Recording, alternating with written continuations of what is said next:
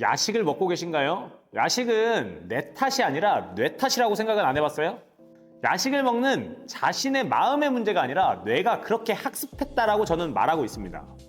요즘 상담하는 10명 중에 9명이 야식을 최소 1번에서 2번 이상을 먹고 있는데, 그만큼 우리 현대인한테 배달앱을 켜서 야식을 먹는 습관은 거의 대부분이 가지고 있다라고 생각할 정도로 비만을 일으키는 주범 중에 하나인 야식에 대해 오늘은 이야기할까 합니다.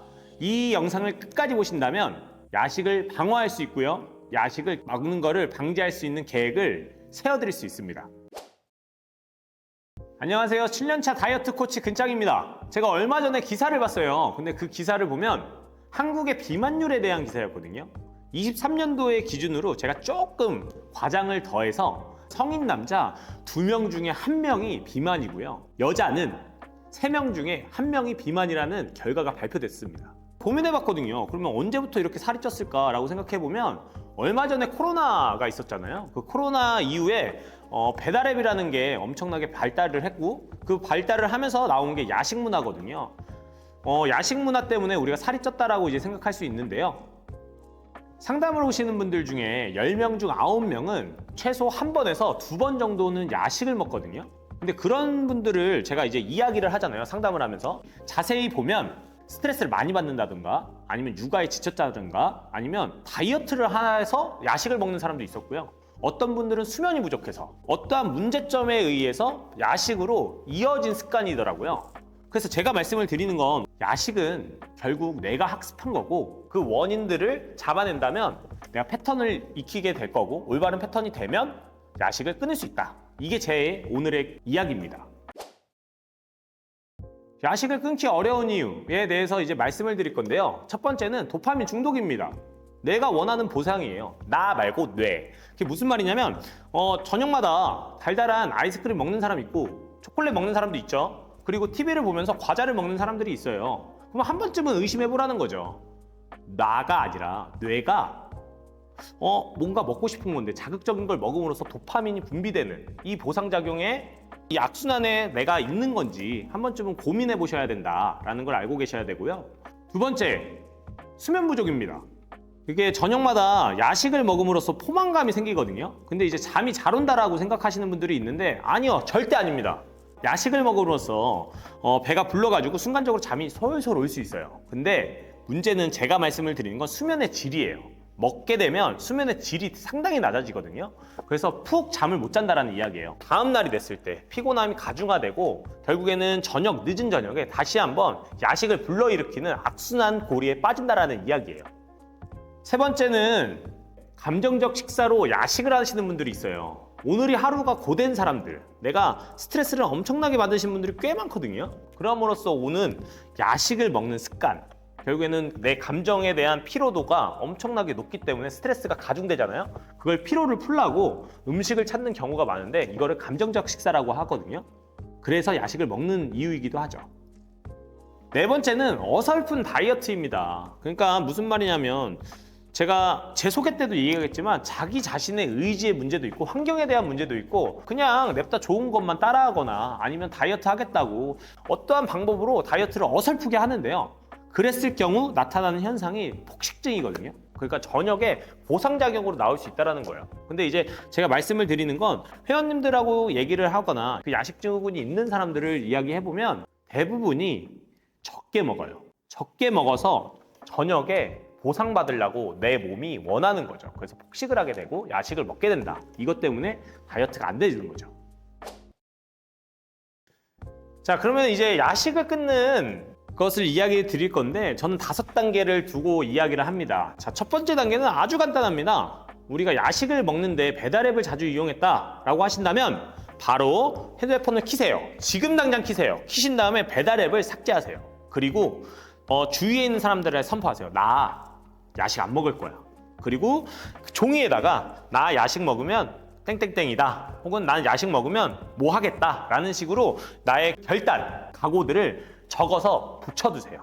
일단 이게 1단계입니다. 자, 그 다음은 2단계인데요. 야식을 왜 먹는지에 대한 인지를 하셔야 됩니다. 저는 이 2단계가 제일 중요하다고 얘기하는데 기초공사라고 생각하시면 돼요. 그러니까 무슨 말이냐면 내가 정신적으로 개털려가지고 야식이 먹고 싶은 건지 아니면 그냥 습관적으로 입이 핫핫 해가지고 그냥 먹는 건지 아니면 내가 수면이 부족해서 먹는 건지 다이어트가 안 돼서 혹은 다이어트를 하겠다라고 적게 먹어가지고 저녁에 폭식을 하는 건지 인지하시라는 이야기입니다. 이걸 써도 좋고요. 사진을 찍어도 좋고요. 기록을 해도 좋다라는 이야기예요. 그래야지 계획적으로 내가 설정을 하고 내가 이렇게 먹었구나. 내가 이것 때문에 먹었구나. 인지를 하시는 요 작업이 제일 중요하다고 이야기하시는 거지만 이게 제일 힘듭니다. 솔직히 얘기하면. 하지만 이거를 하게 된다면 반은 성공했다고 얘기해요. 그래서 꼭 이거는 무조건 하셔라 말씀을 드립니다. 자, 2단계에서는 제가 인지를 하신다고 했어요. 3단계는 영양적으로 이야기를 하는 건데 결국에는 탄단지를 잘 먹으라는 이야기예요. 낮에 우리가 활동을 하잖아요. 탄수화물, 단백질, 지방을 되게 골고루 잘 먹게 되고요. 여기다가 저는 하나를 더 붙일게요. 식이섬유를 얘기합니다. 그러니까 야채에 있는 식이섬유를 잘 포함해서 먹고 건강한 지방, 건강한 단백질을 먹으면 포만감이 좀 오래 가요. 많이 오래 갑니다. 그러면 그 포만감 때문에 우리가 폭식을 할 위험을 줄일 수 있고요. 야식을 줄일 수 있다. 이렇게 얘기를 드릴게요. 자, 네 번째 4단계는 야식 대신에 대체할 만한 수단을 만드는 거예요. 요가라든가 명상 뭐 이런 거 있잖아요. 그 다음에 스트레칭을 한다든가 아니면 산책을 한다든가 아니면 강도가 높은 운동을 한다든가 낮은 운동도 좋습니다. 몸을 쓰는 활동에 기본적으로 식욕을 줄인다라는 결과가 있어요. 연구 결과가 있으니까 저는 그거를 추천드리는 편이고요. 아니면 내가 물을 자주 마시는 습관이 있다면 가짜 배고픔을 이겨낼 수 있다라고 이야기할 수 있죠. 차 종류도 괜찮습니다. 마시는 것 중에 탄산수도 괜찮고 차 종류도 괜찮다. 그렇지만 차여도 카페인이 들어간 차는 저는 별로 추천하지 않고요. 왜냐하면 잠의 숙면에 방해를 일으킬 수 있기 때문에 그렇습니다. 자, 마지막 5단계는 4단계 먹지 않고 마시는 물로써 해결을 할 수 있다라고 한다면 제일 좋은 방법이긴 하지만 내가 죽어도 못 참겠다. 정말 뒤져도 못 참겠다 라고 하신다면 야식을 먹을 수 있는 대체 식품들이 있어요. 이런 것들을 먹어주시면 괜찮다라고 그나마 이야기 드리는 겁니다. 대체적인 예로 두부나 계란이나 방울토마토나 뭐 브로콜리나 이런 거 드시면 괜찮다고 이야기하는데 제가 제일 좋아하는 건 방울토마토입니다. 저는 이거 진짜 많이 먹고 잤었거든요, 옛날엔. 그래서 야식을 못 참겠다라고 생각하시면 이러한 자연에서 나오는 식품 중에 좋은 애들, 혈당을 많이 올리지 않거나 포만감을 좀 줄 수 있는 애들로 먹으시는 걸 추천드립니다.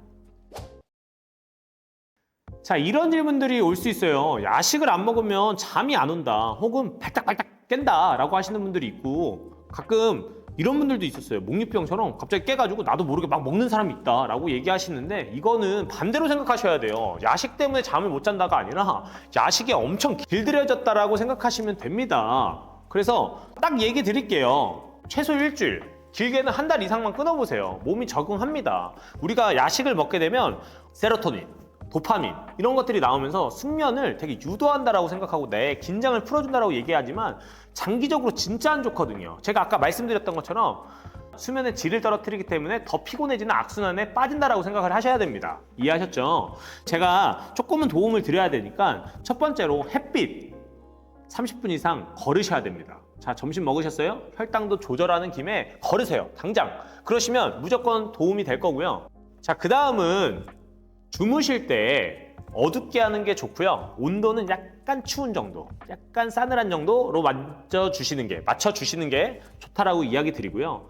그 다음에 마지막으로 수면에 도움이 되는 거는 요즘에 휴대폰 진짜 문제거든요. 새벽까지 하시는 분들이 꽤 많은데요. 그 블루라이트가 결국에는 우리의 수면에 방해를 일으키는 거다. 야식 때문이 아니라 그 블루라이트 때문이라고도 생각해 보셔야 될 정도로 휴대폰은 좀 꺼두셔도 괜찮다라고 이야기 드리겠습니다.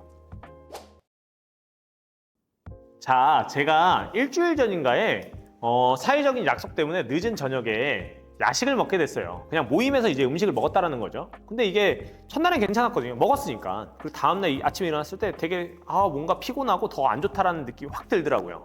근데 이제 문제는 이게 미친 게 다음날 딱 그 시간, 그 야식을 먹던 시간에 그러니까 한 10시인가? 저녁 10시인가? 11시인가에 갑자기 다시 배가 고프는 거예요. 허기가 엄청 밀려오는 거야. 그 뭐지? 라는 생각이 들어서 물을 엄청 먹고 잤거든요. 그리고 나서 다음날이 또 됐어요. 이게 또 미친 게 또 10시, 11시쯤 되니까 또 배가 고파오는 거예요.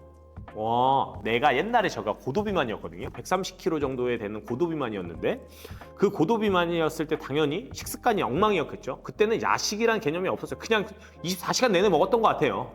근데 이제 그때 먹었던 저녁에 먹었던 그 식습관이 계속 남아 있었다. 그래서 제가 말씀을 드리는 건 프로인 저도 아니 다이어트 코치인 저도 이렇게 참아내기가 힘들다라고 이야기 드리는 만큼 여러분도 힘드실 거라고 생각해요. 그렇지만 아시잖아요. 이게 다이어트나 우리가 야식을 끊는 건 멘탈 싸움입니다. 여기서 승리하고 싶다라고 한다면 제가 앞서 이야기했던 것들을 한 번은 해보세요.